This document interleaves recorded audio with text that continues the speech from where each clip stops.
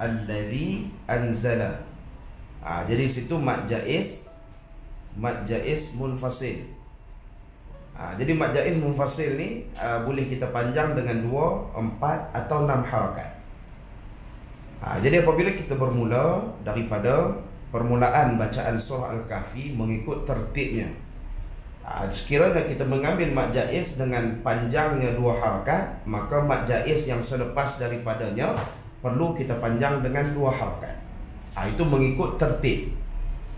Jadi kalau mad jaiz yang lain kita panjang dengan 4, sekejap kita panjang dengan 6, kemudian kita panjang dengan 2, bukanlah kita katakan salah, tapi tertib mengikut hukum tajwidnya tak betul.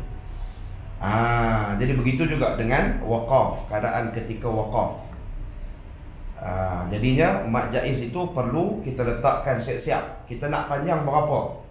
Kalau kata kita decide, kita buat keputusan untuk kita panjang dengan 4 harakat, maka mad jaiz yang lain kita panjang dengan 4 harakat. Kemudian hukum nun mati bertemu dengan zaid, hukum ikhfa haqiqi, perlu didengungkan di situ. Baik, kemudian saya nak tekankan berkaitan dengan hukum saktah pada waqaf ayat yang pertama.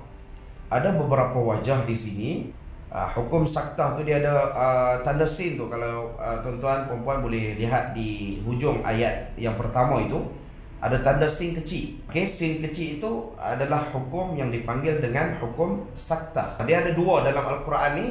Kalau sin kecil itu berada di bawah huruf, itu hukum yang menukarkan bunyi huruf itu kepada huruf sin.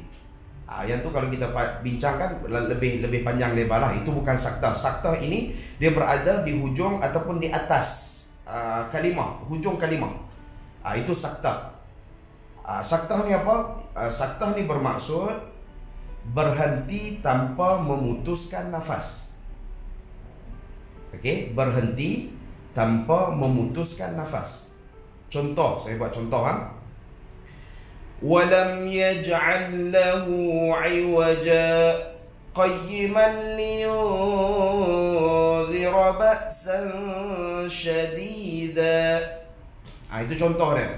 Maksudnya kita berhenti tapi kita tidak memutuskan nafas. Pada bacaan yang pertama tadi saya berhenti dengan memutuskan nafas.